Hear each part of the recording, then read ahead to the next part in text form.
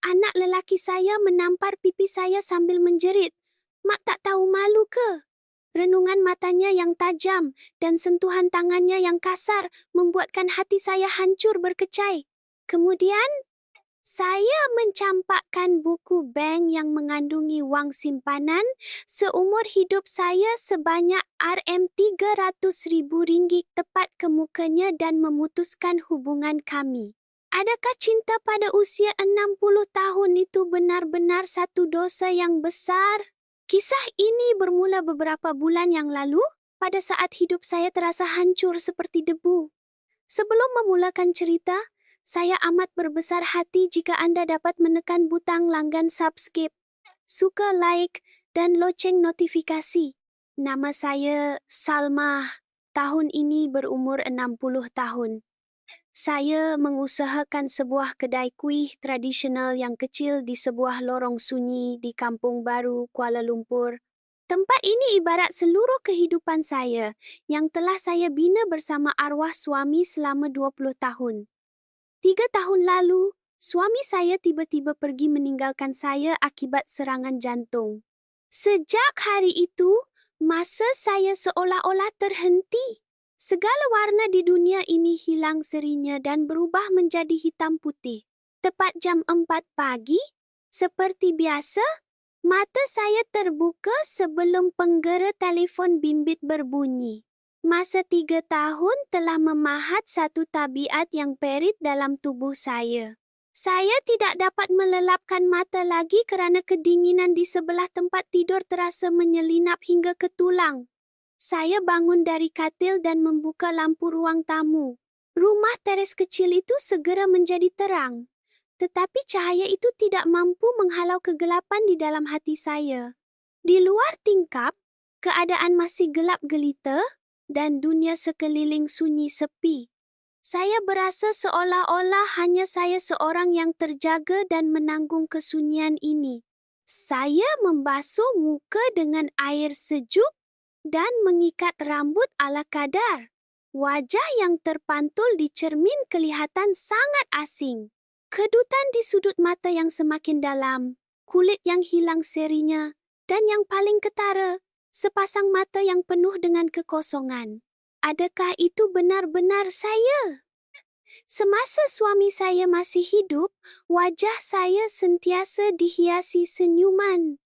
Suami saya selalu berkata, Salma, wajah awak yang tersenyum adalah yang paling cantik di dunia. Setiap kali mendengar kata-kata itu, wajah saya pasti merona merah seperti anak dara. Kini, saya seakan-akan sudah lupa bagaimana untuk tersenyum. Saya memakai pakaian dan keluar. Jarak ke kedai kuih hanya 15 minit berjalan kaki. Jalanan pada awal pagi itu sunyi sepi ibarat mati. Hanya bunyi penyapu abang pembersih jalan sesekali dan bunyi motosikal penghantar surat khabar dari jauh yang memberitahu bahawa bandar ini masih bernyawa. Sambil mendengar bunyi-bunyian itu, saya berfikir orang-orang itu juga sedang berlari di awal pagi demi kelangsungan hidup masing-masing. Mungkin bukan saya seorang sahaja yang sedang berjalan di terowong kesunyian ini. Namun, fikiran itu hanya seketika. Sepanjang berjalan di jalan yang lengang itu, kesunyian mengekori saya bagaikan bayang-bayang hitam. Sebaik sahaja saya membuka pintu dan melangkah masuk ke kedai kuih, bau haruman daun pandan dan santan yang sudah biasa menyambut saya. Apabila lampu dinyalakan, ruang dapur yang syarat dengan kenangan 20 tahun menyapa pandangan. Namun, di sebal kehangatan kenangan itu, tersembunyi kesedihan yang tajam umpama mata pisau. Puncanya ialah meja kerja sebelah kiri, tempat arwah suami saya selalu berdiri menguli adunan. Suami saya lebih tinggi dan kuat, jadi dialah yang menguruskan adunan kuih yang berat dan memenatkan seperti bingka ubi atau kuih lapis. Saya pula membuat kuih muih kecil yang memerlukan ketelitian seperti kari pap dan onde-onde di belakangnya. Sambil menguli adunan, suami saya selalu bersenandung Kami berbual tentang drama TV yang ditonton malam sebelumnya, berita terkini, dan kadang-kadang dia tiba-tiba mengungkit kisah hari pertama kami bersua untuk mengusik saya. Salma, masa tu awak jatuh cinta. Pandang pertama kat abang kan?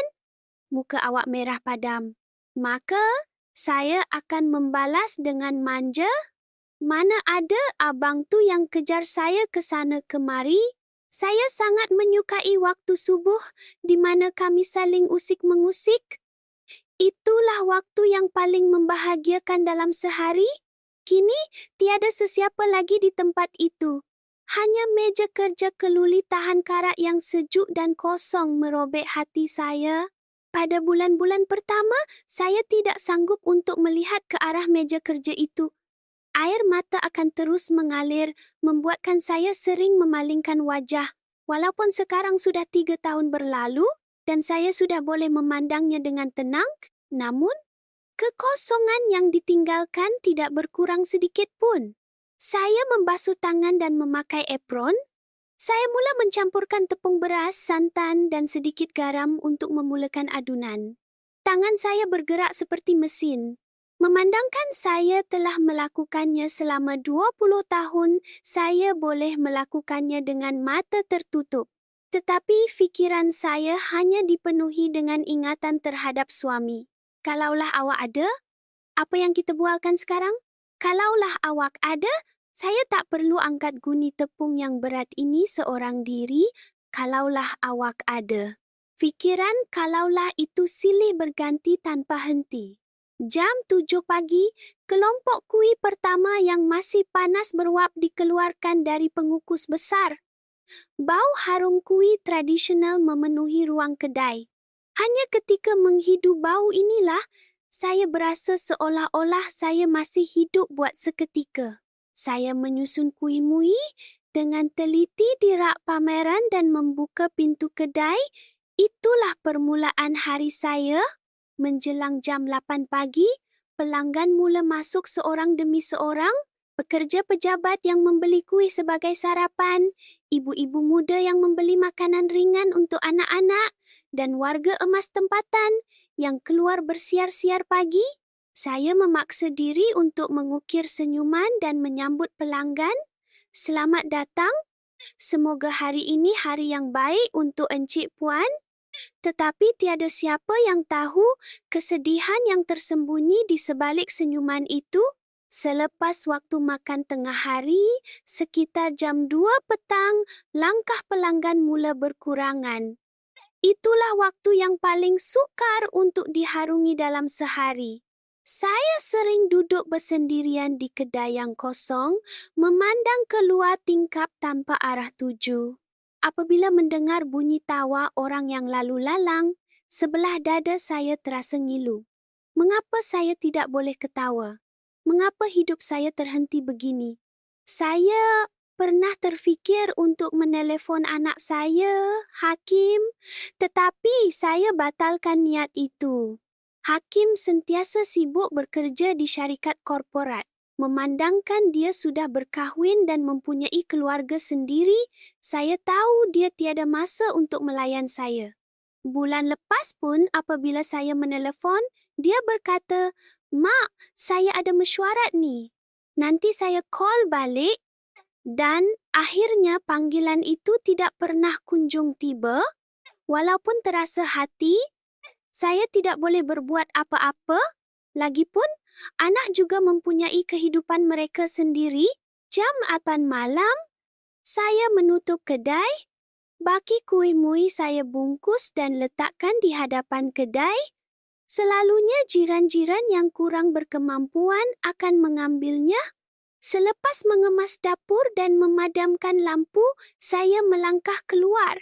Langkah kaki untuk pulang ke rumah terasa 1000 kali lebih berat daripada ketika saya datang. Seharian melayan orang dan memaksa diri untuk tersenyum membuatkan seluruh tenaga saya seolah-olah disedut keluar. Saya membuka pintu rumah dan melangkah masuk. Walaupun lampu dinyalakan, rumah tetap terasa gelap dan dingin. Saya mengeluarkan baki asam pedas dan telur dadar dari peti sejuk untuk makan malam. Makan bersendirian ibarat mengunyah pasir, tiada sebarang rasa. Saya hanya menggerakkan sudu semata-mata untuk terus hidup. Saya membuka TV. Rancangan hiburan yang bising sedang disiarkan, tetapi ia sedikit pun tidak membuat saya ketawa. Saya hanya membuka suaranya untuk memecahkan kesunyian ini. Begitulah saya hidup selama 3 tahun.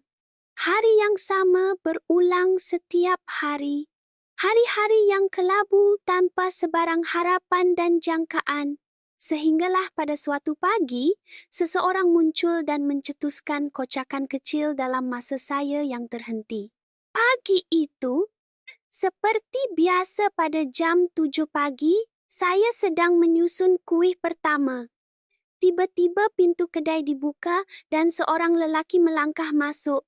Dia kelihatan berumur awal 60-an, tinggi dan mempunyai bahu yang lebar.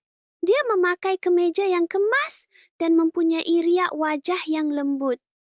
Dia melihat-lihat rak pameran sebentar sebelum memandang saya dan berkata dengan lembut, "Beri saya satu kuih bingka ubi." Suaranya rendah dan tenang. Saya memasukkan kuih bingka ubi ke dalam bungkusan kertas dan menghulurkannya. Selepas membuat bayaran dan bersedia untuk keluar, dia memandang saya dan tersenyum nipis. "Kuih ini nampak sedap sangat hari ini." Entah mengapa, kata-katanya itu melekat di hati saya. Seakan-akan dia pernah datang semalam, keesokan harinya, dan hari berikutnya. Lelaki itu muncul tepat pada jam 7 pagi. Dan dia sentiasa membeli satu kuih bingka ubi sambil mengucapkan salam yang sama. Kuih ini nampak sedap sangat hari ini. Entah sejak bila saya mendapati diri saya mula menunggu waktu itu tiba. Apabila jam hampir ke pukul 7, saya akan melihat cermin sekali lagi dan mengerling ke arah pintu. Apabila dia masuk, jantung saya akan berdegup kecil. "Gediknya kau ni Salma, umur dah berapa?" Saya memarahi diri sendiri, namun saya tidak dapat menahan rasa debar kecil yang pertama kali saya rasakan selepas 3 tahun ini. Seminggu telah berlalu. Tetapi pada hari Isnin minggu berikutnya, jam 7 pagi sudah berlalu dan dia tidak muncul. Saya tidak dapat menumpukan perhatian kepada kerja sepanjang hari kerana rasa gelisah dan kosong yang tidak diketahui puncanya. Adakah sesuatu telah berlaku kepadanya?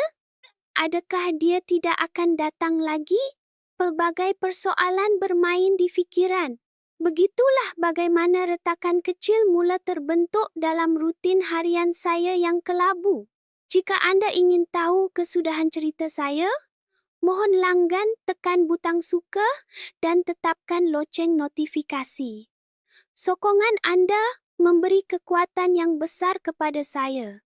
Selama seminggu penuh, Encik Kamal lelaki yang membuka pintu kedai kuih saya tepat jam 7 pagi tidak muncul pada pagi Isnin itu, seolah-olah mengejek penantian saya yang gelisah.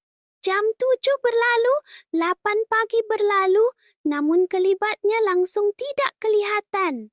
Pada mulanya, saya cuba tidak mengendahkannya, menganggap mungkin dia ada urusan lain.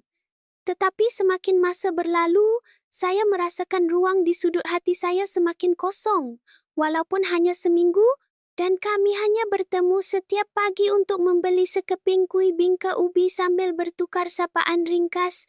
Mengapa ketiadaannya terasa begitu besar? Saya berasa bodoh dan meluat dengan diri sendiri. Pintu hati yang tertutup rapat selama 3 tahun selepas pemergian suami, kini dengan mudah goyah, hanya kerana pandangan hangat seorang lelaki asing yang rosak. Saya menggelengkan kepala dengan kuat dan cuba menumpukan perhatian kepada kerja. Namun, hari itu, fikiran saya benar-benar melayang. Tiba-tiba, kedengaran bunyi aneh dari pengukus besar yang sedang mengukus kuih. Bunyi desisan biasa semakin bertukar menjadi bunyi ketukan yang membimbangkan. Suhu juga naik lebih perlahan daripada biasa. Macam mana kalau kuih ni tak masak dengan betul?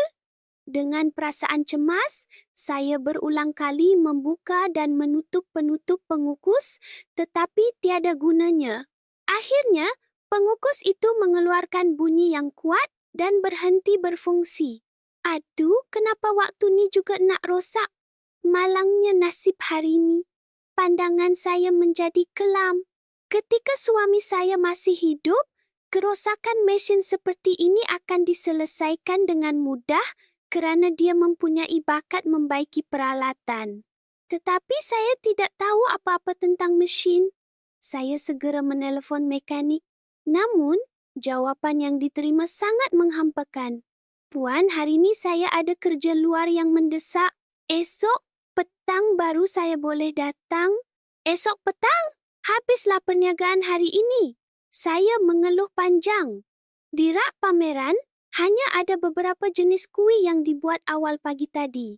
Ia tidak akan bertahan sehingga waktu makan tengah hari. Semasa saya duduk terpaku di kerusi dapur dengan perasaan berputus asa, kedengaran pintu kedai dibuka. Apabila saya mendongak, saya seakan tidak percaya melihat Encik Kamal berdiri di situ. Waktunya agak lewat sedikit berbanding biasa. Maaf saya lambat, katanya dengan riak wajah serba salah. Saya terus berdiri tanpa sedar. Perasaan gembira dan risau bercampur baur sehingga suara saya terketar-ketar.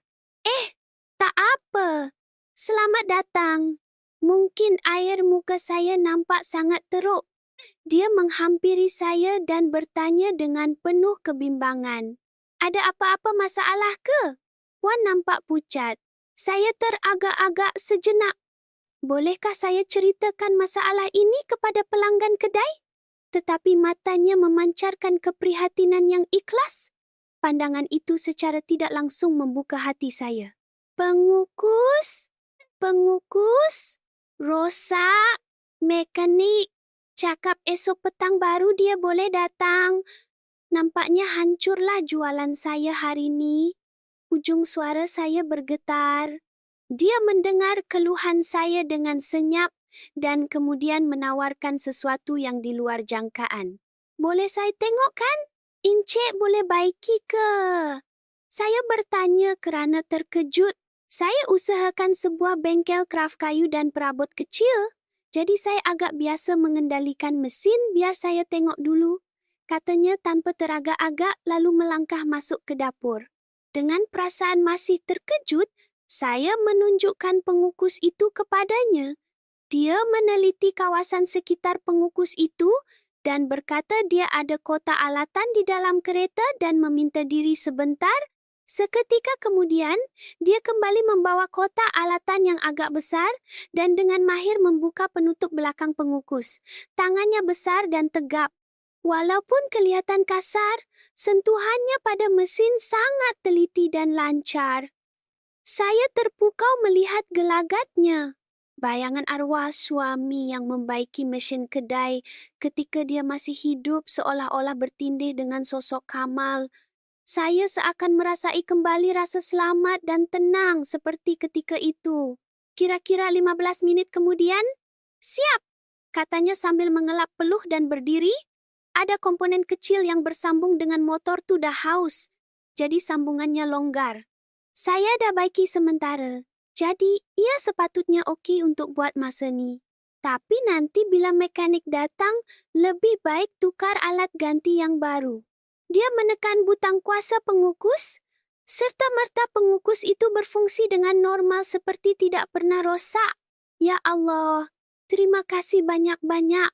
Entah apalah nasib saya kalau encik tak tolong tadi, saya berkali-kali menundukkan kepala tanda terima kasih. Dia hanya tersenyum dan melambaikan tangan seolah-olah ia bukan perkara besar. Izinkan saya belanja, encik minum kopi. Tolonglah, saya merayu. Dia teragak-agak sejenak sebelum tersenyum dan mengangguk. Boleh juga? Terima kasih. Kami duduk berhadapan di sebuah meja kecil di sudut dapur. Aroma kopi panas yang baru dibancuh mengisi ruang udara yang sedikit canggung. Ini adalah kali pertama saya bersemuka dengannya dengan jarak yang begitu dekat untuk masa yang lama. Kelibatnya sungguh tegap sehingga sukar dipercayai umurnya sudah 63 tahun. Ada kelembutan yang terpancar pada kedutan wajahnya yang dalam, dan yang paling utama, renungan matanya sangat hangat. Namun, di suatu sudut matanya, terbayang satu kesunyian yang pekat. Saya betul-betul terhutang budi hari ini. Saya mengucapkan terima kasih sekali lagi. Tak adalah. Saya pula bersyukur sebab dapat tolong, jawabnya sambil menghirup kopi. Suasana kembali sepi sebentar. Saya rasa seperti perlu bercakap sesuatu, tetapi bibir ini berat untuk terbuka. Dia memecahkan kesunyian terlebih dahulu. Puan, usahakan kedai ni seorang diri ke? Ya, sebelum ni saya buat sama-sama dengan suami, tapi 3 tahun lepas dia pergi dulu. Menyebut tentang hal itu membuatkan satu sudut dada saya kembali perit. Ria, wajahnya turut bertukar suram. Begitu rupanya. Pasti Puan melalui fasa yang sukar. Saya ingatkan saya dah tak sanggup nak hidup. Sampai sekarang pun kadang-kadang kehilangan suami terasa terlalu besar. Mengapa saya begini? Saya telah meluahkan isi hati saya kepada seorang lelaki yang baru dikenali. Adakah kerana matanya yang sangat hangat membuatkan saya berasa dia akan memahami segala kelukaan saya? Dia mendengar dengan teliti sebelum bersuara perlahan. Saya pun macam tu. Ya, isteri saya pun pergi meninggalkan saya 2 tahun lepas. Saya terkejut. Mengetahui bahawa dia juga berkongsi kesedihan yang sama membuatkan saya merasakan satu pertalian yang tidak dapat diungkapkan dengan kata-kata. Oh, jadi encik tinggal seorang? Yah, kami tiada anak. Saya perasan hujung suaranya sedikit bergetar. Pada saat itu, saya dapat merasakan bahawa lelaki ini juga kesepian seperti saya. Langkahnya untuk pulang ke rumah kosong setiap malam juga berat seperti saya. Dia juga merindui seseorang untuk diajak berbual di meja makan. Satu persefahaman yang mendalam terbentuk di antara kami tanpa perlu diucapkan. Memang tak mudah kan tinggal seorang diri? Tegur saya dengan berhati-hati. Dia mengangguk perlahan. Malam terasa sangat panjang dan memenatkan. Bila makan malam sendirian dan tengok TV di ruang tamu yang kosong, saya rasa macam hanya saya seorang sahaja yang tinggal di dunia ini. Betul, saya pun rasa macam tu. Kadang-kadang bila saya baring di rumah sendirian pada waktu malam, saya rasa takut sangat sampai tak boleh tidur. Kami berkongsi kesunyian antara satu sama lain untuk masa yang lama, bagaikan rakan lama, kami saling membalut luka masing-masing. Menjelang kopi kami mula sejuk, kami dapat mengetahui lebih banyak tentang satu sama lain. Namanya Kamal, berumur 63 tahun dan mengusahakan sebuah bengkel kraft kayu berdekatan. Saya sangat bersetuju apabila dia berkata bahawa menyentuh kayu membuatkan hatinya tenang. Saya juga merasakan perkara yang sama, semua keresahan hilang apabila saya menguli adunan kuih. Apabila saya melihat jam, waktu makan tengah hari telah lama berlalu. Aduh, maafkan saya. Terlalu lama saya tahan encik, saya memohon maaf. Dia tertawa dan berkata tidak mengapa. Tak apa. Berkat pertemuan ini saya dapat berbual dengan seronok untuk pertama kalinya setelah sekian lama. Semasa dia berdiri dari tempat duduk, dia mengeluarkan sekeping kad perniagaan kecil dari poketnya. Kalau ada masalah di kedai lagi atau puan perlukan bantuan lain, hubungi saya bila-bila masa. Saya akan terus datang. Saya menyambut kad itu. Seni Kayu Kamal, pengurus Kamal. Nama dan nombor telefonnya tertera di situ. Tiba-tiba saya tertanya-tanya, apakah aroma yang tersembunyi pada perabot yang diperbuat oleh tangan kasarnya itu?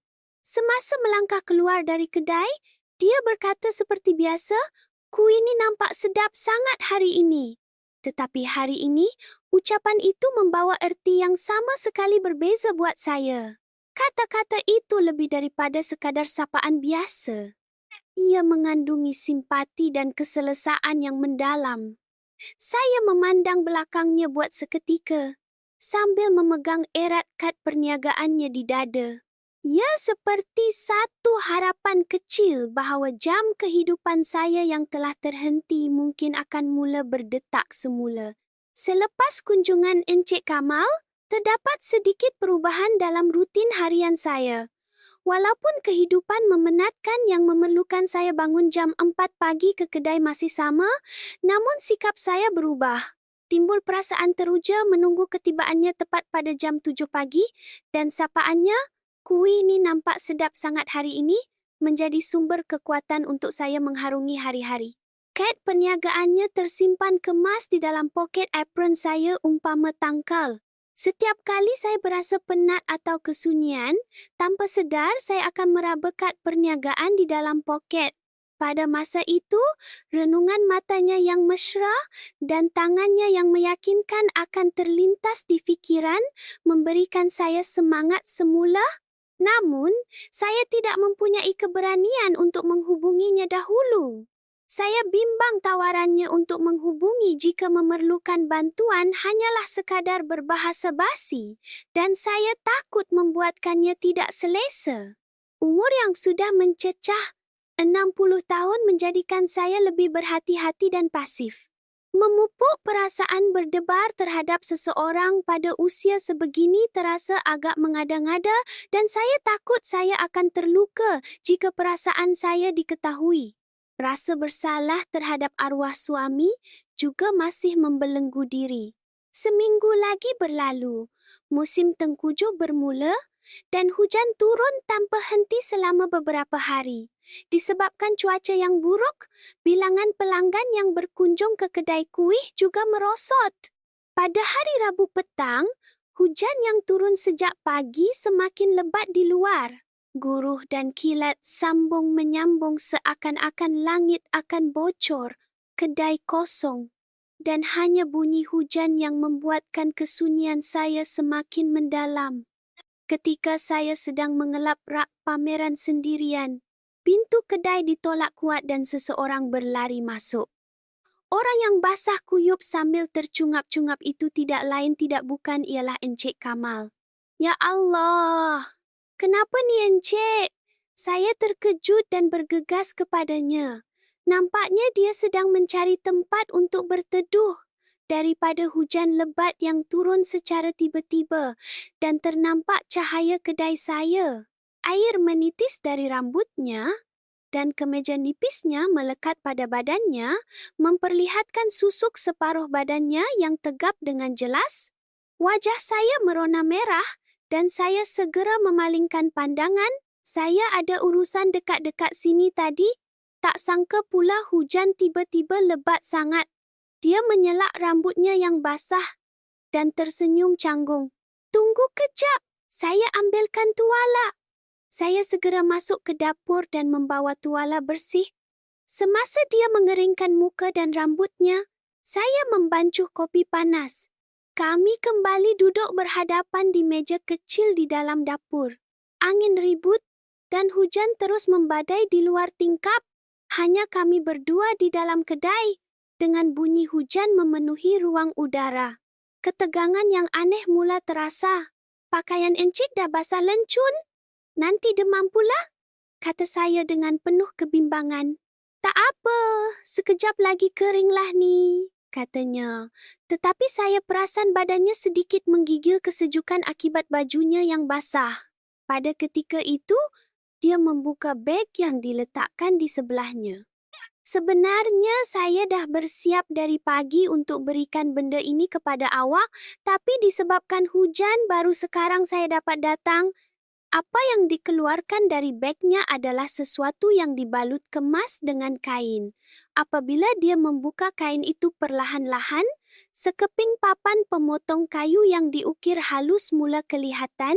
Dia berkata, dia berjaga beberapa malam untuk membuatnya agar ia sesuai digunakan untuk memotong kuih. Di salah satu sudut papan pemotong itu terukir nama dengan tulisan kecil, "Kedai Kuih Salmah." Saya terpana. Ada sesuatu yang panas terasa membuak di dada saya. Selepas kematian suami saya, ini kali pertama seseorang meluangkan masa dan usaha membuat sesuatu khas untuk saya. Papan pemotong kayu itu bukan sahaja memuatkan usaha dan masanya, tetapi juga perasaannya yang ikhlas dan tulus terhadap saya. Macam mana saya nak terima barang yang berharga ni? Suara saya bergetar. Inilah saja yang saya mampu buat untuk awak. Saya harap Salmah gembira menerimanya, katanya, memanggil nama saya buat pertama kali. Panggilannya yang penuh kemesraan itu umpama meruntuhkan benteng pertahanan hati saya. Akhirnya, air mata yang saya tahan tumpah jua.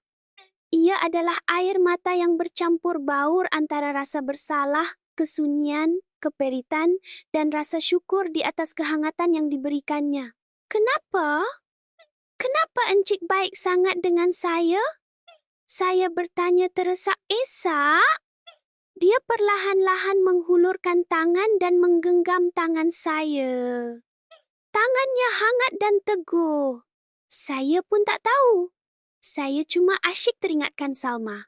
Bila baring nak tidur, saya seakan-akan dengar suara Salmah. Bila bangun pagi, saya rasa berdebar-debar nak jumpa awak. Saya sendiri pun tak faham kenapa saya begini. Pengakuannya yang jujur membuatkan jantung saya berdegup kencang tanpa dapat dikawal. Saya pun asyik teringatkan Abang Kamal. Saya juga tidak dapat menyembunyikan perasaan saya. Dia menggenggam tangan saya dengan lebih erat. Perlahan-lahan, dia bangun dari kerusi dan menghampiri saya. Bayang-bayangnya menutupi saya dan saya menahan nafas. Dia meletakkan tangan di bahu saya dan mengangkat saya perlahan-lahan. Kemudian, dia menarik saya ke dalam pelukannya. Ia adalah kali pertama saya merasai pelukan seorang lelaki dalam tempoh 3 tahun. Walaupun bajunya basah dan terasa sejuk, namun pelukannya adalah tempat yang paling hangat yang pernah saya rasakan. Dadanya berbeza daripada suami saya, ia lebih kuku dan bidang. Saya melingkarkan tangan di pinggangnya. Segala kesunyian dan kesedihan yang telah lama terpendam seakan cair di dalam pelukannya. Entah berapa lama kami berpelukan begitu. Dia perlahan-lahan melepaskan pelukan dan merenung wajah saya. Renungannya dipenuhi dengan emosi yang mendalam. Dia menundukkan kepalanya. Saya tanpa sedar menutup mata. Bibirnya menyentuh bibir saya. Satu ciuman yang berhati-hati dan lembut. Namun, kucupan itu perlahan-lahan bertukar semakin dalam dan penuh gairah. Selepas 3 tahun dilupakan atau disangka mati, sisi wanita di dalam diri saya akhirnya bangkit. Saya memeluk erat lehernya. Di luar, hujan masih turun mencurah-curah dan di dalam kedai hanya bunyi nafas kami berdua yang memenuhi ruang udara. Apabila ciuman kami berakhir, kami saling merenung untuk masa yang lama. Tidak perlu berkata-kata, hanya pandangan mata sahaja sudah cukup untuk memahami perasaan masing-masing. Jam menunjukkan hampir 6 petang. Saya menggantung papan tanda tutup awal hari ini di pintu dan menurunkan tirai. Kemudian saya memimpin tangannya dan membawanya ke rumah saya, berjalan sejauh 15 menit, berkongsi sebuah payung bagaikan berjalan di alam mimpi. Sebaik sahaja tiba di rumah dan membuka pintu, saya sedikit malu. Memandangkan sejak ketiadaan suami, tiada seorang lelaki pun pernah menjejakkan kaki di ruang peribadi saya ini. Tetapi, dia seakan memahami dengan memeluk bahu saya. Saya mengeluarkan baju paling bersih peninggalan arwah suami dan menghulurkannya kepadanya. Apabila dia membuka kemejanya yang basah, saya kembali tidak keruan. Bentuk badannya hasil dari kerja menukang perabot sangat tegap dan maskulin, mengaburkan usianya yang sudah mencecah 63 tahun. Semasa dia menukar pakaian, saya menyediakan teh panas di dapur. Tetapi dia tidak mahukan teh. Sebaliknya, dia menginginkan saya. Apabila dia menghampiri dan memeluk saya sekali lagi, saya tidak teragak-agak lagi. "Tolong jangan pergi." Kata-kata yang keluar dari mulut saya sangat jujur dan sangat mendambakan sehingga saya sendiri terkejut. Kata-kata itu seperti lampu isyarat. Dia mendukung saya dan membawa saya ke bilik tidur. Semasa kami berbaring bersebelahan di atas katil kecil, seluruh badan saya menggeletar antara ketakutan dan keterujaan. Dia mencium lembut dahi, pipi dan bibir saya untuk menenangkan saya, dan akhirnya kami berpadu sepenuhnya. 3 tahun kesunyian dan kerinduan yang sangat menyeksakan lebur tanpa jejak dalam pelukannya yang hangat. Saya menangis dan ketawa sepanjang malam di dalam dakapannya. Bunyi hujan di luar tingkap kedengaran seperti orkestra indah yang merestui permulaan baru buat kami. Malam itu, di pangkuan Encik Kamal, buat kali pertama selepas 3 tahun saya tidur lena. Apabila saya terjaga pada waktu pagi, melihat dia berbaring dan bernafas tenang di sebelah saya terasa seperti sebuah mimpi. Segala perkara yang berlaku malam semalam berlayar di fikiran bagaikan babak filem. Susah untuk dipercayai bahawa pada usia 60 tahun ini, saya boleh merasai semula debaran sedalam ini. Walaupun ada rasa bersalah terhadap arwah suami, keinginan untuk mempertahankan kehangatan yang mengisi kekosongan saya ini terasa lebih kuat. Dia membuka matanya. Kami saling berpandangan dalam diam buat seketika. Matanya bertambah redup dan penuh kasih sayang berbanding semalam. "Tidur lena?" Suaranya yang serak-serak basah menggetarkan jantung saya. Saya mengangguk malu. "Berkat awak, ini adalah pagi pertama yang kami lalui bersama." Saya segera bangun dan menyiapkan sarapan pagi. Menggunakan bahan-bahan yang ada di dalam peti sejuk, saya memasak asam pedas dan menggoreng telur dadar secara ringkas. Pemandangan kami berhadapan di meja makan terasa sangat normal, seolah-olah kami adalah pasangan suami isteri yang telah lama hidup bersama. Sejak hari itu, hubungan kami menjadi semakin erat. Pada waktu siang, kami menjalani rutin harian di tempat kerja masing-masing, tetapi pada waktu malam kami menjadi peneman setia. Selepas kedai kue tutup, saya akan ke rumahnya atau dia ke rumah saya. Kami memasak makan malam bersama, mencuci pinggan dan menonton TV bersebelahan. Dan kami secara semula jadi mengulangi kehangatan asmara. Kasih sayangnya teguh dan mendalam. Pada mulanya, saya terkejut dengan tenaganya yang luar biasa, tetapi saya sedar ia adalah cara dia menyalurkan perasaan cintanya kepada saya, seolah-olah dia cuba menebus 3 tahun kesunyian saya. Saya juga merasakan perkara yang sama. Deria seorang wanita yang telah lama dilupakan kembali hidup, dan saya berasa gembira setiap hari mengetahui saya dicintai.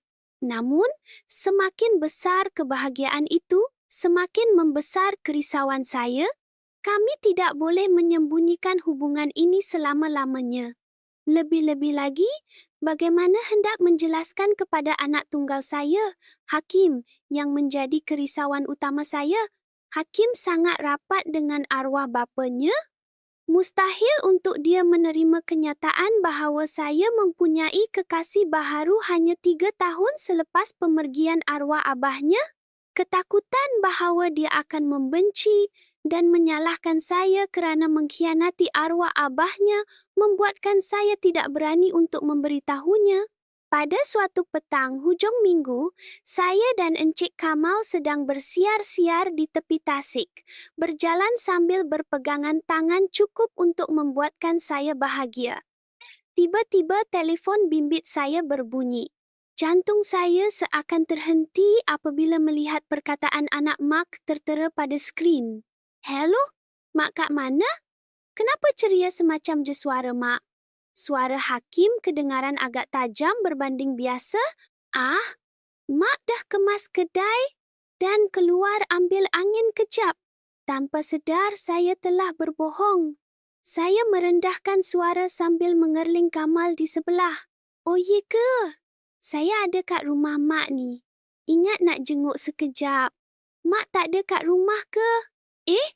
Kenapa tiba-tiba? Saya tergagap kerana panik. Saja je. Kebetulan lalu, tu yang teringat kat mak. Mak kat mana? Biar saya pergi ambil. Tak apa. Mak dah nak sampai ni. Tunggu mak kat rumah. Selepas meletakkan panggilan, wajah saya menjadi pucat. Kenapa? Ada apa-apa masalah ke? Kamal bertanya bimbang. Anak saya ada kat rumah. Dia tengah tunggu saya. Oh, baguslah. Boleh saya berkenalan dengan dia? Tak boleh. Saya memotong percakapannya dengan tergesa-gesa. Jangan sekarang, kalau Hakim tahu, habislah. Riak muka saya yang cemas membuatkan dia terkedu. Kami segera bergegas menuju ke rumah saya. Setibanya di hadapan rumah, saya meminta Kamal pulang dahulu untuk malam ini. Dia nampak sedikit kecewa, tetapi akhirnya dia mengangguk tanda memahami keadaan saya. Melihat kelibatnya berjalan pergi amat meruntun jiwa saya. Sebaik sahaja saya masuk ke rumah, Hakim sudah duduk di sofa menunggu saya. Mak baru balik, riak wajah Hakim kaku dan dingin. Jalan sesak sikit tadi. Ada apa tiba-tiba ni? Mak, ada apa-apa berita gembira ke kebelakangan ni? Hakim merenung tepat ke arah saya. Apa? Muka mak nampak makin berseri. Pakai mekap, pakaian pun nampak cantik. Dulu muka mak asyik kelak je sebab penat bekerja.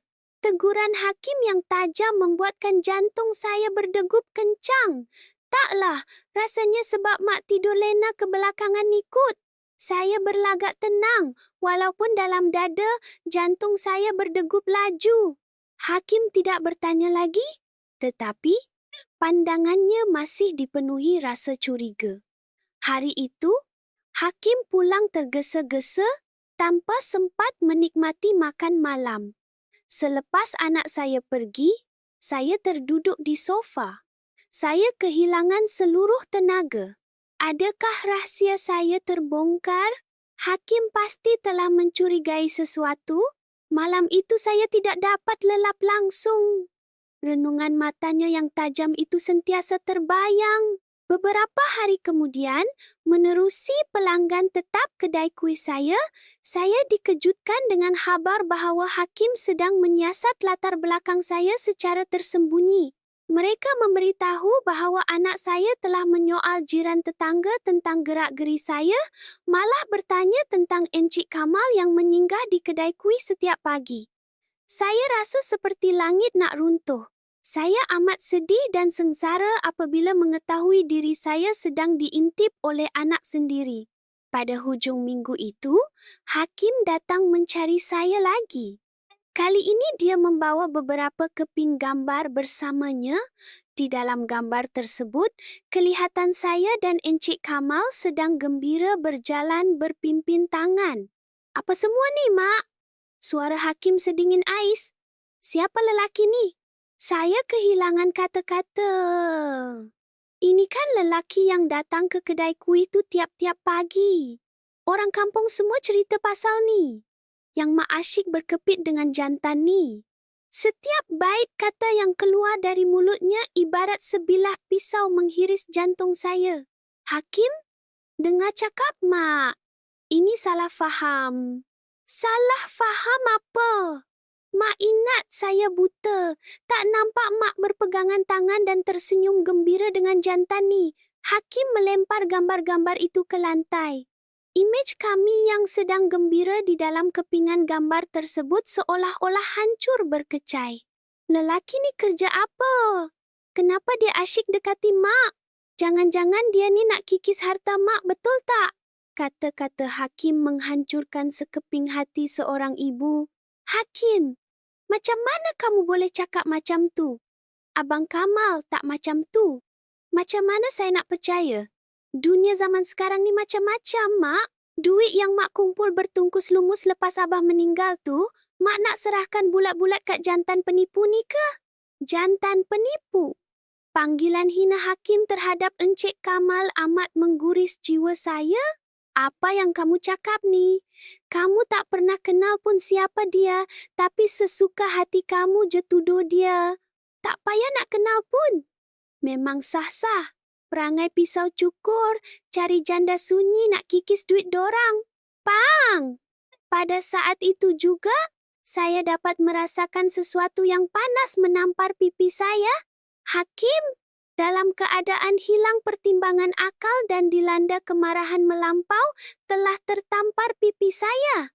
Ini adalah kali pertama seumur hidup saya diperlakukan sedemikian rupa oleh anak sendiri, berdesing telinga saya, dan kesakitan emosi yang teramat dalam menyelubungi diri, sehingga dunia saya rasakan putih seketika. Mak, tolonglah sedar. Jangan conteng arang kat muka arwah abah. Mak putuskan hubungan dengan jantan tu sekarang. Kalau tak, jangan harap saya nak jumpa mak lagi. Hakim mencampak kata-kata dingin, lalu berpaling dan keluar dari rumah.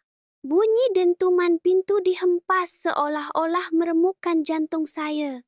Saya melutut dan menangis teresak-esak.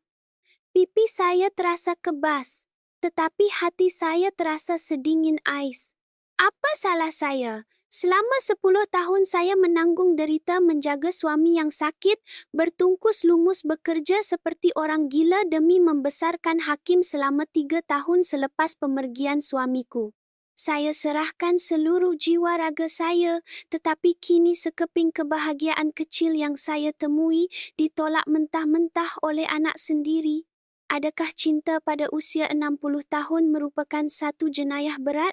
Air mata saya mengalir laju, diiringi rasa sedih dan marah.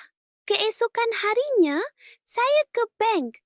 Saya mengeluarkan wang insurans arwah suami dan semua duit yang saya simpan hasil perniagaan kedai kuih selama 3 tahun berjumlah RM300,000.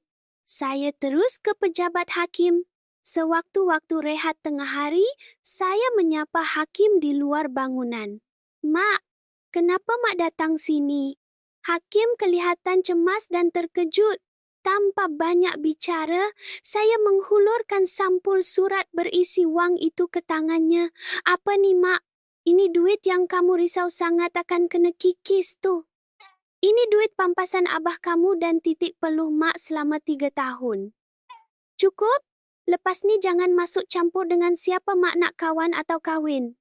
Suara saya tegas dan dingin, membuatkan diri saya sendiri turut terkejut. Mak, apa mak buat ni? Dan mulai hari ni, mak putus hubungan dengan kamu. Jangan cari mak lagi. Saya terus berpusing dan melangkah pergi. Saya dengar laungan hakim memanggil saya dari belakang, tapi saya sedikit pun tidak menoleh. Walaupun air mata bercucuran, saya menggigit bibir dan menahannya. Walaupun saya digelar ibu yang membuang anaknya, untuk baki usia saya ini, saya tidak mahu hidup berlandaskan pandangan serong orang lain. Saya merindukan Encik Kamal. Saya rindukan dia separuh mati. Saya mahu berlari ke arahnya, mencurahkan segala penderitaan ini dan dipeluk untuk mencari ketenangan. Tetapi saya tidak boleh berbuat demikian. Seperti yang anak saya katakan, sedikit rasa ragu mula terbit dalam hati adakah saya telah ditipu. Kata-kata hakim, perangai pisau cukur yang nak kikis duit perlahan-lahan meracuni minda Kai. Sebelum saya bertemu dengan Kamal lagi, saya perlu mengesahkannya. Saya perlu tahu siapa dia yang sebenarnya. Ini adalah pertaruhan terakhir dalam hidup saya. Terkadang, insan yang paling dekat dengan kita adalah penyebab luka yang paling dalam. Dengan berbekalkan status sebagai anak dan atas nama kasih sayang, mereka cuba mengatur kehidupan ibu bapa. Tetapi, perlu diingat bahawa seorang ibu juga merupakan individu tersendiri dengan kehidupan dan hak mencari kebahagiaan yang harus dihormati. Saya sendiri terluka demi mencari erti kebahagiaan, dan luka itu menjadikan saya lebih tabah. Selepas perpisahan pahit dengan anak lelaki saya mengurungkan diri di rumah dan menutup kedai kuih selama beberapa hari. Saya hanya meninggalkan pesanan ringkas kepada Kamal mengatakan bahawa saya kurang sihat. Dia menelepon saya berkali-kali dengan penuh kerisauan, namun saya tidak sanggup untuk menjawabnya kerana kata-kata anak saya terus terngiang-ngiang di fikiran. Jantan penipu. Jangan-jangan dia ni nak kikis harta mak, betul tak? Jika apa yang hakim katakan itu benar, maka saya pasti tidak akan mampu bangkit semula. Saya membuat keputusan untuk mendapatkan jawapannya sendiri. Bukan kerana saya mencurigai Kamal, tetapi ia merupakan langkah terakhir sebelum saya menyerahkan sisa hidup saya kepadanya sepenuhnya. Saya tiada kenalan mahupun wang untuk mengupah penyiasat persendirian. Apa yang boleh saya lakukan hanyalah bertindak sendiri. Saya teringat alamat yang tertera pada kad perniagaan yang dia pernah beri, Seni Kayu Kamal. Saya menyemak lokasinya melalui internet dan keesokan harinya, saya berpakaian sedikit kemas dan terus menuju ke bengkelnya. Bengkel itu terletak di sebuah kawasan sunyi, sedikit jauh dari pusat bandar. Apabila saya menolak pintu, bau harum kayu asli menusuk hidung. Ruang di dalamnya lebih luas dari apa yang saya bayangkan dan dipenuhi dengan perabot kayu berukir kemas, jelas menunjukkan sentuhan tangannya, tetapi kelibatnya tidak kelihatan. Hanya seorang pemuda yang menyapa saya. "Selamat datang." "Ya, makcik cari siapa?" "Saya nak jumpa Encik Kamal," kata saya. Saya perasan riak muka pemuda itu berubah sejenak.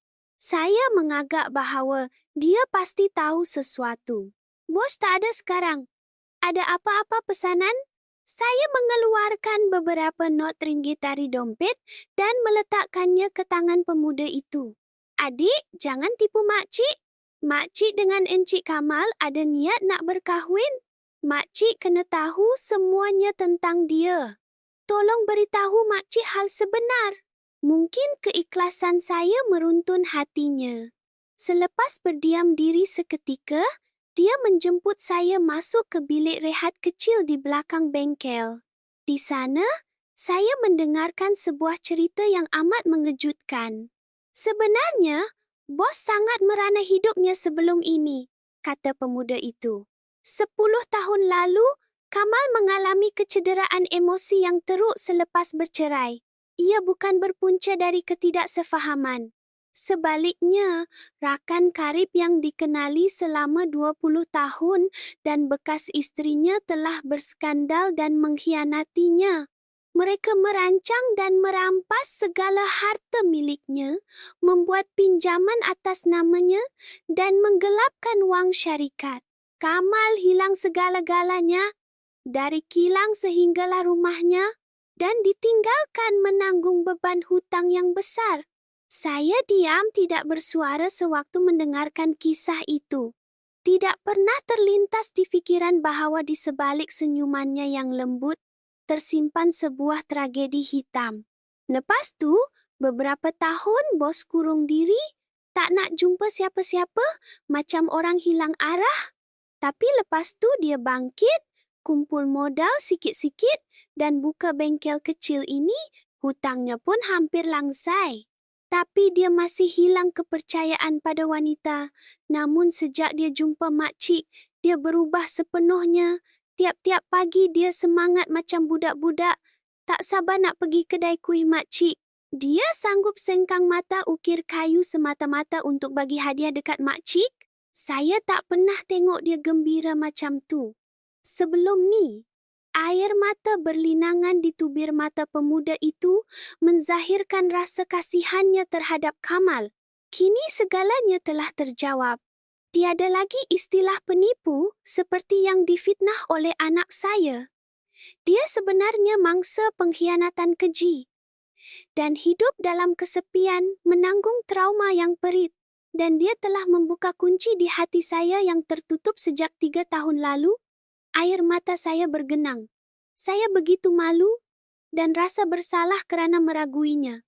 Memikirkan kembali betapa sepinya hidup dia selama ini, saya mahu segera berlari kepadanya dan memeluknya. Saya berterima kasih kepada pemuda itu dan bergegas keluar dari bengkel.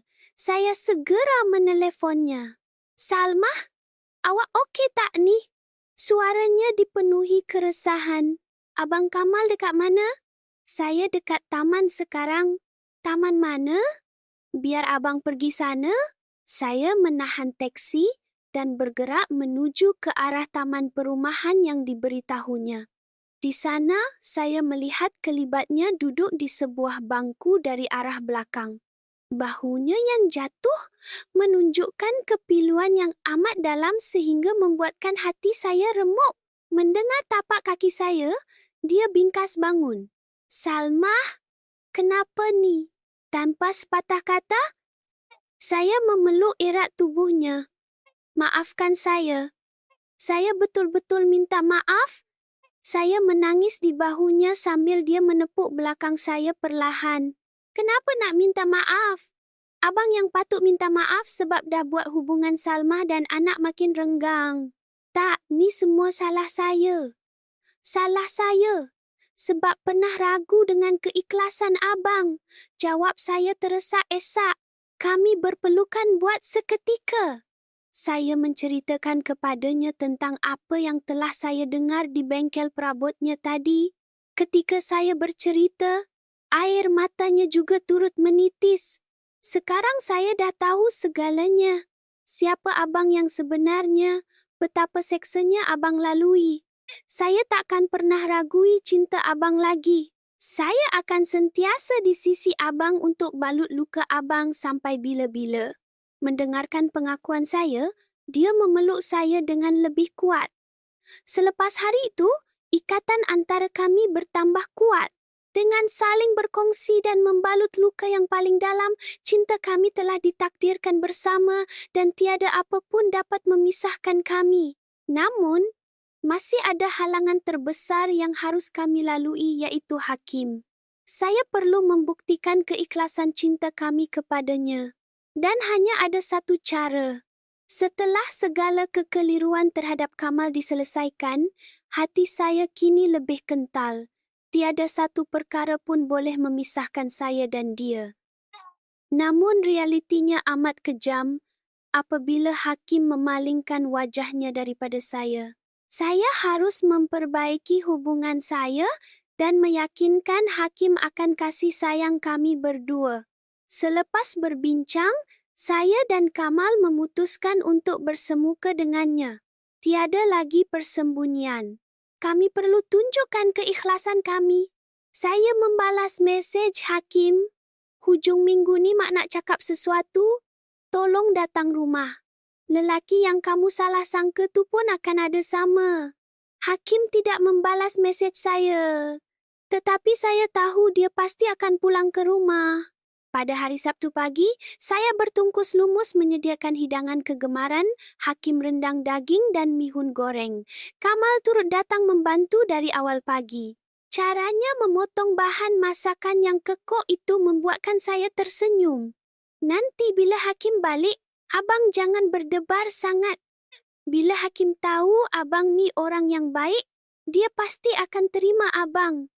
Saya memegang tangannya dan dia membalas genggaman saya sebagai tanda terima kasih. Tepat pada pukul 2 petang, loceng pintu berbunyi. Hati saya mula berdegup laju. Apabila saya membuka pintu, saya melihat Hakim berdiri dengan wajah tegang sambil memegang sebuah sampul surat berwarna perang. Masuklah, jemput saya sambil berlagak tenang. Kamal bangkit dari kerusi. Assalamualaikum. Nama saya Kamal. Sapa Kamal. Sambil menghulurkan tangan, tetapi Hakim tidak membalas sapaan itu lalu menjawab secara dingin, saya hanya nak cakap dengan mak saya saja. Tolong tinggalkan kami.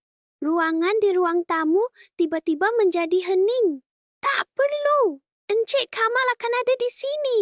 Jawab saya dengan tegas. Sebab benda yang kamu nak sampaikan mesti berkait dengan Encik Kamal juga.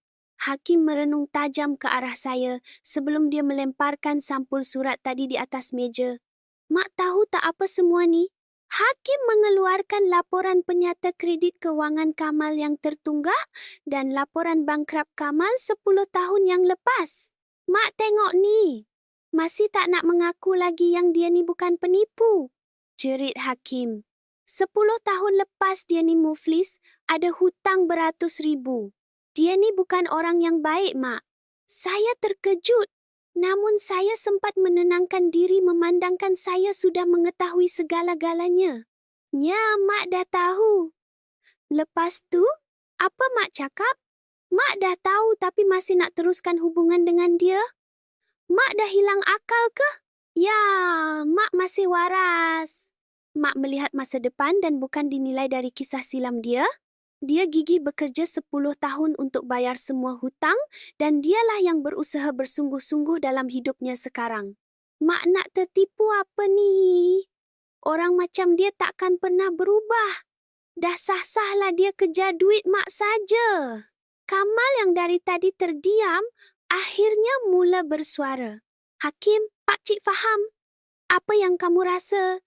Dan jika Pakcik di tempat kamu, Pakcik pun akan rasa bimbang. Tapi kamu perlu tahu satu benda, Pakcik ikhlas cintakan mak kamu dan sedikit pun tak pernah berniat untuk kikis duit mak kamu. Pakcik sendiri pernah merana, pernah sengsara di saat isteri dan kawan baik Pakcik merampas segala harta Pakcik. Tapi berkat mak kamu, Pakcik berjaya temui kebahagiaan semula. Hubungan kami lebih dari itu. Hakim ketawa sinis. Tak payah nak berdrama sangat. Jangan ingat dengan cerita palsu ni boleh pujuk saya. Hakim tiba-tiba bangun, merenung tajam ke arah saya dan mengeluarkan kata-kata amaran. Sekarang Mak buat pilihan. Mak pilih dia atau saya? Kalau Mak pilih dia, jangan harap Mak nak tengok muka saya dan jangan harap Mak nak tengok muka cucu Mak. Luluh hati saya mendengarkannya.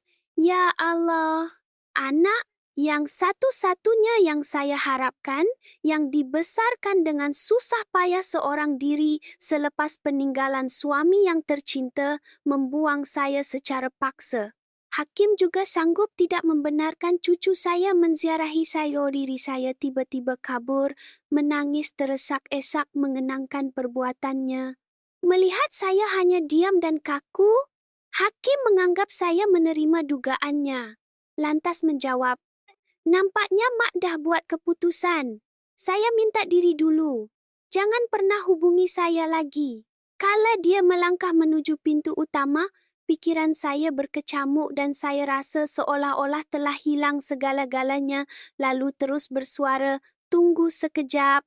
Langkah kaki Hakim terhenti. Saya mengesat air mata dan berdiri. Keputusan terpenting dalam hidup perlu dilakukan segera. Demi kasih sayang terhadap anak dan kekasih hati, saya tidak boleh berdiam diri seperti ibu yang lemah dan saya perlu mengambil keputusan untuk mempertahankan kebahagiaan buat baki sisa hidup saya. Hakim duduk arah saya. Sungguh mengejutkan, tanpa sedar intonasi saya menjadi lebih keras dan tegas berbanding sebelumnya sewaktu menangis tadi. Hakim teragak-agak, namun dia terpaksa patuh lalu duduk semula ke sofa. Kamal di sebelah memandang saya dengan penuh kebimbangan. Saya melemparkan senyuman sambil memberi jaminan bahawa semuanya akan baik-baik saja. Saya berjalan ke laci rak meja dan membawa keluar sebuah album gambar lama. Saya meletakkannya di atas meja depan Hakim. Helaian pertama album tersebut mengandungi gambar sewaktu majlis hari jadi pertama Hakim. Semasa muda, saya dan arwah abahnya mengenakan baju Melayu dan baju kurung, tersenyum riang memangku dia. Hakim ingat tak gambar ni? Hakim merenung gambar tanpa berkata apa-apa. Betapa gembiranya arwah abah kamu. Macam dunia ni milik dia. Dia janji pada Mak akan jaga kamu dan Mak untuk selama-lamanya, kata saya perlahan. Saya terus menyelah halaman satu persatu. Sewaktu tadi sewaktu hari sukan sekolah rendah, graduasi di tingkatan 5 dan seterusnya. Segala kenangan dari kecil hingga ke dewasa terpahat dalam gambar tersebut. Arwah abahnya tidak pernah putus mengukirkan senyuman gembira menatap anak kesayangannya. Arwah abah telah tunaikan janjinya, biarpun tidak memberi wang yang banyak, tetapi kasih sayangnya yang paling berharga untuk kita berdua, kata saya dan suara saya mula berubah sedikit bergetar. Tetapi, Hakim, ada sesuatu yang kamu tak tahu. Saya menutup album tersebut, kemudian menatap matanya tepat dan meneruskan bicara. Selama 10 tahun penderitaan arwah abah bergelut dengan kanser, sampai dia meninggal, kamu tak tahu macam mana hidup mak masa tu, kan? Mata Hakim terkebil-kebil seakan faham, tetapi terkejut. Mak faham kamu terlalu sibuk dengan universiti, kerja, berkahwin. Mak tak nak beritahu sebab mak tak nak ganggu kebahagiaan dan bebanan yang kamu kena pikul. Kalau mak bagi tahu, jawab saya sebelum air mata mula membasahi pipi lagi. Setiap pagi mak bangun awal, pada jam 3 pagi bergegas bawa abah ke hospital. Sediakan sarapan abah, bagi ubat, sampai abah tak boleh mengawal kencing berak, mak bersihkan. Disebabkan rawatan kemoterapi yang menyakitkan, abah mengerang sakit tiap malam dan setiap waktu abah sakit, mak di sebelahnya temankan abah. Pernah juga bila tiba di tangga kecemasan di hospital, mak melutut dan menangis. Saya terus menyeka air mata. Abah dah tak larat sangat, mak jugalah yang tukar lampin abah yang penuh najis tu. Dulu yang kacak, badan makin kurus sampai tinggal tulang. Waktu itu, mak hanya mampu berdoa kepada Tuhan, ambil nyawanya dan tolong mak hentikan seksaan itu. Mak juga merayu, biarlah mak pergi dulu daripada melihat dia menderita macam tu. Wajah Hakim makin berubah pucat. Air mata mula mengalir di matanya. Begitulah penderitaan yang perit selama 10 tahun tu. Dan arwah abah menghembuskan nafas yang terakhir. Orang di sekeliling cakap seksaan mak dah berakhir. Tapi mak mula merasai beban yang lebih berat sejak tu. Kosong, rumah kosong, kedai kuih kosong. Hanya mak yang mengisi rumah kita. Semasa mak tempuh kekosongan 3 tahun tu, mak tak rasa mak hidup.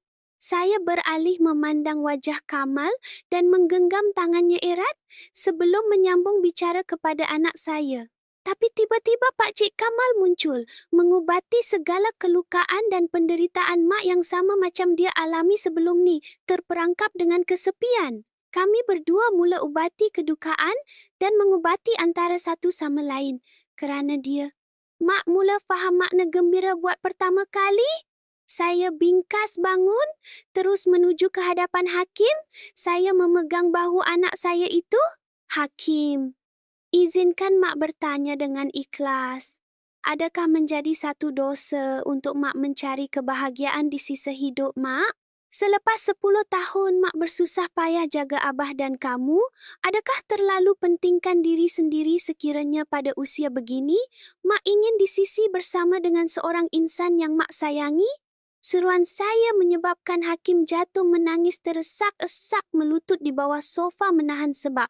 Mak, ampunkan saya, mak. Hakim tak patut. Hakim derhaka. Bahu Hakim menggigil ketika dia teresak-esak, menandakan setiap kata-kata keikhlasan saya sampai di dasar sanubarinya. Bukannya untuk memujuk, tetapi sekadar meluahkan segala kepedihan selama 13 tahun merana seorang diri dan segalanya itu telah membuka isi hati Hakim kembali. Tangisan Hakim memecahkan ruang tamu rumah itu. Ampunkan Hakim, Hakim salah. Hakim betul-betul tak tahu derita mak. Saya membalas dengan memeluk Hakim rapat dan membiarkan dia menangis sepuas-puasnya. Kemarahan pada Hakim terus melayang. Timbul perasaan kasihan di hati ini. Kalau saya jelaskan lebih awal, mungkin Hakim tak akan terlalu terseksa begini. Selepas agak lama, Hakim akhirnya menahan tangisannya dan memandang kami, matanya masih merah, mukanya basah dengan linangan air mata. Hakim merenung tepat muka Kamal. Belum sempat dia hendak duduk tegak di sofa, Hakim membongkok minta ampun daripada Kamal. Pak Cik Kamal, saya betul-betul minta maaf sebab dah fitnah Pak Cik tanpa memikirkan kesan tuduhan buta saya. Menitis air mata Kamal bila Hakim sanggup buang ego sendiri memohon ampun daripadanya dan terus membantu Hakim kembali bangun.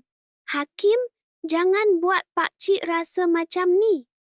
Sepatutnya Pak Cik minta maaf juga kerana masuk dalam hidup kamu secara melulu dan tidak mengira keadaan kamu. Maafkan Pak Cik, fikiran Pak Cik pendek. Tak apa, salah saya. Selepas ni Pak Cik kena janji akan jaga mak baik-baik dan jangan sakitkan hatinya. Jawab Hakim mengakhiri salah faham berkenaan. Malam itu, kami bertiga makan malam dengan hidangan istimewa kegemaran Hakim, rendang daging dan mihun goreng. Suasana ceria dan mesra mula bertaut mesra, bagaikan sudah lama mengenali antara satu sama lain. Hakim banyak menanyakan soalan berkenaan kerja ukiran kayu di bengkel dan Kamal menceritakan segala pengalamannya secara ikhlas. Air mata gembira tidak putus membasahi pipi saat dua orang lelaki yang paling penting di dalam hidup saya melupakan segala perkara pahit. Selepas makan malam selesai, Hakim kembali memberikan semula sampul surat itu kepada saya. Mak, ambillah semula wang simpanan mak tu. Tetapi saya menggelengkan kepala. Tak payah. Mak hadiahkan wang tu untuk kamu. Anggaplah Abah beri kepada kamu. Apabila Hakim mula kehairanan dengan keputusan saya teruskan. Biar kamu guna duit tu dengan anak-anak dan isteri kamu. Tapi dengan satu syarat. Saya sengaja mengubah nada suara. Hakim terdiam sejenak. Dalam 1 minggu kamu kena call mak dan sebulan kamu kena bawa cucu datang lawat mak. Janji? Jawapan saya itu meruntun sebab Hakim. Baik mak. Hakim janji. Hakim melambai tangan berlalu pergi. Malam makin merangkak lewat dan sunyi. Kini, di ruang tamu itu hanya ada saya dan Encik Kamal. Semuanya okey kan? Tanya Kamal perlahan dan lembut sambil menggenggam tanganku. Saya menganggukkan kepala tanda setuju. Alhamdulillah semuanya selesai dan kembali tenang. Saya tak risau dah. Abanglah punca makbulnya perkara ni. Terima kasih. Kamal membalas pandangan saya. Peristiwa huru-hara sebentar tadi berlalu pantas seolah-olah tiada apa-apa. Tiba-tiba Encik Kamal membawa tangan saya menyentuh dadanya. Degupan nadi itu bergetar terasa berdenyut lembut pada tangan saya. Salma, sisa umur kita, biar kebahagiaan saja yang terisi. Sudi awak jadi peneman abang untuk sisa usia yang masih ada ini? Kata-katanya membuatkan saya terpana kerana itu adalah lamaran rasmi. Saya pernah dilamar sewaktu di bangku remaja sebelum ini dengan debaran anak muda, tetapi kali ini janji setianya mengukir cinta sejati selepas merana terlalu lama. Ya, abang, saya sanggup. Kemudian, saya didakap dengan penuh kehangatan. Tidak perlulah berhias besar ketika bernikah atau barang perhiasan merelip. Dengan adanya Kamal sudah menjadi dunia terindah untuk saya. Malam itu, kami menyatukan tubuh dan jiwa kami seadanya tanpa ada rasa bersalah yang mengganggu hidup seperti 3 tahun lalu. Hanya dengan kepercayaan dan kasih sayang yang tulus yang tidak mungkin kami lupakan. Dalam pelukannya yang menidurkan, saya menyedari bahawa 3 tahun tempoh seksa sebelum ini telah terkubur dan mentari mula menyingsing membawakan sinar buat kita semua. Malah pertelingkahan antara ibu dan anak akhirnya kembali pulih dan saya dilamar Encik Kamal telah merombak persekitaran hidup saya sepenuhnya. Mimpi ngeri setiap pagi jam 4 pagi hilang tanpa perlu dikejutkan lagi dan setiap sinar embun pagi itu, Kamal pasti disisi dengan senyuman paling terindah. Kami bernikah secara ringkas di pejabat agama, tanpa majlis besar-besaran, dan mula tinggal bersama dan saling bersilih ke tempat yang selesa. Memandangkan umur sebegini bukanlah alasan untuk menghalang sebuah cinta. Hakim sering menelefon bertanya khabar setiap hujung minggu, sementara anak isterinya serta cucu tidak terlepas menziarahi pada hari kelepasan hujung minggu yang seterusnya. Awalnya, menantu dan cucu berasa ganjil, tetapi peramah Kamal segera mencairkan sifat kelat mereka. Paling penting, cucu saya memanggilnya dengan gelaran atuk kayu, membuatkan suami baru saya sering memahat kuda goyang kayu dan rak buku semata-mata untuk menceriakan cucunya itu. Rumah kosong sebelum ini bertukar syurga gelak tawa dan gurau senda keluarga. Kedai kuih saya juga banyak diubah suai dari tempat usang kepada sebuah rak baharu berasaskan gaya kayu dan kerusi dari hasil pertukangan Encik Kamal. Aroma kedai dan tempat lepak kini selesa menggamit kunjungan orang ramai. Pelanggan asyik memuji kedai ini dan mendoakan kesejahteraan saya bersama Encik Kamal. Saya tidak lagi perlu berselindung tentang hal yang nyata dan sering mendedahkan perihal suami tanpa berselindung. Walaupun di dalam usia sebegitu senja, namun asmara kami tak pernah rapuh. Walaupun pada awalnya Kamal sering risau dek terlalu lasak sewaktu berasmara, saya cuma memintanya sekadar mendakap sehingga tidur kerana saya hanya memerlukan ketenangan selepas penat membanting tulang menjual kuih setiap hari. Memang bahagia, tenang dan menyelesaikan. Kami menjadi tiang peneduh yang bertapa selamanya. Tibalah satu masa di mana cukup genap arwah Pakcik Rahim meninggal dunia. Saya meminta Kamal untuk berkunjung ke pusara arwah bersama. Kamal mengangguk lemah namun memberi semangat. Ya sayang, marilah kita ke pusara. Biarlah abang kenal dengan arwah suami secara ikhlas sebagai tanda penghormatan terakhir. Kami membawa sedikit bunga mawar dan air mawar mengunjungi pusara tersebut. Memandangkan cuaca sungguh cantik waktu ini. Perasaan bersalah, sedih tapi rindu masih berbekas sewaktu saya menyiram nisan. Saya berdoa dalam hati, Abang, saya dah ada peneman sekarang. Dulu saya hidup merana keseorangan. Maafkan saya kerana bawa orang asing sebagai ganti. Ampunkan saya. Kamal menadah tangannya, mula menziarahi seraya berkata, Assalamualaikum bang. Nama saya Kamal. Walaupun abang pergi dahulu, saya kini memegang amanah menjaga isterimu yang telah abang tatap dahulu. Walaupun saya banyak kekurangan, namun izinkan saya membahagiakan dia di persisiran sisa hidupku ini dan melihat dari kejauhan ketenangan Salmah hingga ke akhirnya. Doa ikhlas Encik Kamal sangat memuncak luluh jiwaku dan tak semena-mena teriakku berpanjangan seraya badanku diraih erat oleh pelukannya yang besar itu. Saat itulah, aku tak perlu memisahkan kebenaran di mana Pakcik Rahim tetap bernaung abadi dalam benak hatiku manakala kebahagiaan cinta bersama Kamal terus mekar. Bukankah cinta tu tidak melupakan memori silam, sebaliknya melindungi penderitaan tu? Saya dan suami saling bergantung sehingga akhirnya bertaut mekar selamanya. Setelah dari lawatan itu, hati saya bertambah lapang tanpa berselindung. Kebenaran hubungan kami kian nyata sebagai suami istri. Selepas meminta izin yang melegakan hati ini, ada suatu hujung minggu, perkelahan seluruh keluarga telah diatur di sekitar Tasik. Di bawah birai langit yang cerah, kami membawa pelbagai juadah snack santai dan berkelah sambal bermain badminton. manakala cucuku yang masih tak duduk diam mempamer aksi lucunya. Hakim tidak berganjak dari memanggil Abah terhadap Encik Kamal, biarpun bukan bapa kandungnya, malah nampak sungguh akrab manakala isteri Hakim terus menyuapkan makanan sambil anak kecil tu seraya menjerit ke Kamal untuk minta didukung. Pada mulanya, ia seolah di alam fantasi, tetapi itulah realiti keluarga yang penuh dengan gelagat gembira sampai ke kemuncak jiwa. Masa beransur menaiki kenderaan di mana Hakim menyela, "Mak tak letih ke masih berniaga kuih tu?"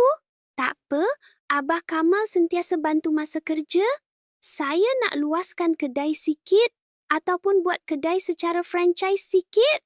Tawaran anak yang berpelajaran itu memang saya tergamam tak dapat menafikan. Tak payah nak meluaskan tu Hakim, mak dengan Abah Kamal lagi puas dengan sekadar kecil yang cukup menampung belanja berbanding yang nampak berjenama mewah. Jawabku sambil tersenyum, sambil tanganku dipegang mesra oleh Kamal, seakan setuju dengan penjelasan tanpa perlukan pujian harta di mata orang awam, asalkan ia tidak menggadai hidup sendiri. Beberapa hari kelak, Kamal mengajak aku untuk sesuatu di luar bidang kami. "Salma, mari kita sertai kelas menari." "Tarian?" Aku terkejut. Dengan ketawa dan usia lanjut, adakah dia kurang siuman? "Jangan lawak, abang." "Tarian apa? Tarian dewan macam waltz ke apa? Orang usia senja macam kita ni sesuai pergerakan tu." Tawaran Kamal ini membuatkan aku tercuit senyuman dan tanpa dolak-dalih bersetuju mengikuti sebuah tarian komuniti yang lebih perlahan, di mana pada mulanya kami terperuk kaki terpijak kaki lain sampai tergelak-gelak. Perkara lucu yang menceriakan suasana tu sering diabadikan saat muzik romantik seperti watak filem berirama itu.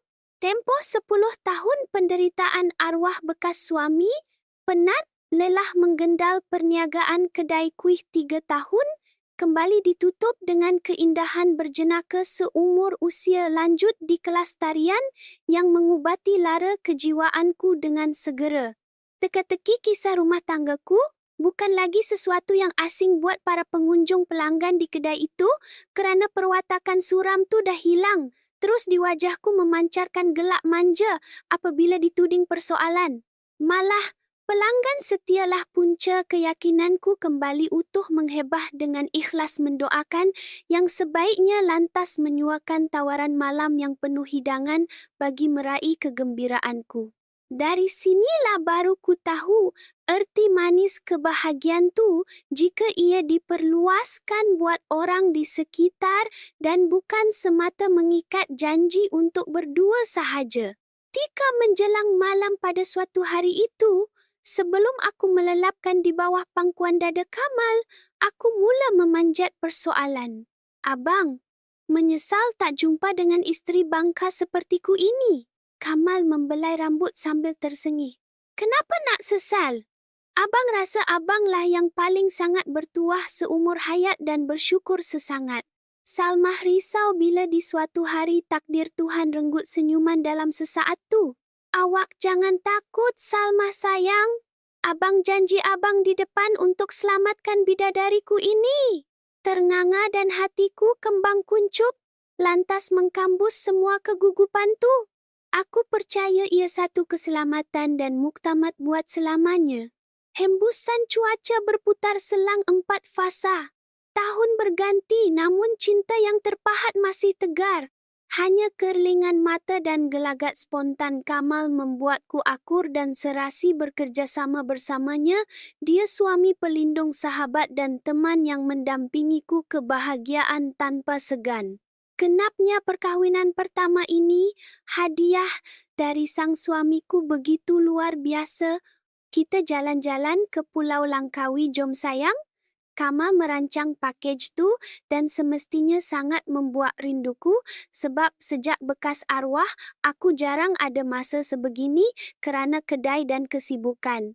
Percutian menaiki penerbangan membawa pemandangan Bukit Awan mencetus rindu baharu dan segar dengan pemandangan lautan membiru, dan percutian ala kampung bersertakan pelbagai makanan mewah termasuk ikan bakar, sotong celup tepung berselang malam, menikmati kerdipan ombak yang menghibur malam-malam istimewa kebebasan, seolah asmara usia baharu buat kami. Kami tidak pernah gagal merakam pelbagai gaya bersama sewaktu menikmati percutian berharga ni. Gembira tak, Salma? Kata Kamal. Tersangat gembira, seakan tidak bermimpi dapat luangkan masa ini. Ya, abang pun sama. Kalau tak ada Salma hidup, abang pasti terkandas sampai sekarang membilang hutang yang gila dari dulu. Kami terus berlayar dan malam asmara menjadi gairah lebih perlahan tidak tergesa. Membelai manja di sepanjang malam. Selepas balik percutian, bayang ngeri dari kenangan pudar hilang terus, biarpun memori Pakcik Rahim terbenam dari ingatanku, tapi ia tidak mengganti ketenangan pada hati Kamal. Bahu kiri kedai itu dikendalikan sebaiknya oleh Kamal seperti tukang urut. Malah di saat itu, Kamal seperti jentera penggerak segala hal dalam menjaga kebajikan kedai bersamaku sebagai nadi dan pembantu kuat dalam satu gabungan kukuh. Tika Hakim serahkan duit hasil belanja simpanan, mak gunalah untuk makan angin, tetapi saya pantas menggeleng kepala dengan menjawab, tak apa, duit ni hasil kamu kumpul abah dan mak tu. Hakim nak tebus dosa mak. Lepas ni bagi banyak masa buat mak ya. Jelas Hakim mengucap kepiluan lantas menjawab, iya mak. Hakim merangkul gembira dengan keredaan seorang menantu dan di sebalik segalanya, keindahan itu mula melabuhkan satu musibah, malapetaka tanpa kuduga akan menguji asmara usia hujung kami berdua. Sekembalinya dari Pulau Langkawi lebih kurang 6 bulan yang lalu, rutin kehidupan kami amat tenang. Tapi, ujian dari ilahi terhenti tanpa dijangka. Encik Kamal diserang penyakit lemah mengejut. Semasa perjalanan di ambulan ke hospital, aku sangat panik memikirkan trauma dahulu berulang sekali. Gus merobek seluruh kekuatan aku. Apa dosa suamiku ini merana dari penyakit? Pihak hospital memaklumkan serang jantung dari punca penyakit itu telah dikurangkan, tapi pemantauan kerja lasak termasuk perhubungan suami isteri harus dipantau tegas kerana boleh jejaskan paru-paru Kamal ke saat paling malang. Aku berendam dalam kerisauan ketika air mata jatuh sewaktu dia ditahan. Kenapa Tuhan tarik nyawa bahagia yang cuma sementara begini buat aku? Tetapi Kamal menghalang kesedihanku. Jangan menangis sayang. Abang kuat. Kita redha janji kamu di sisi.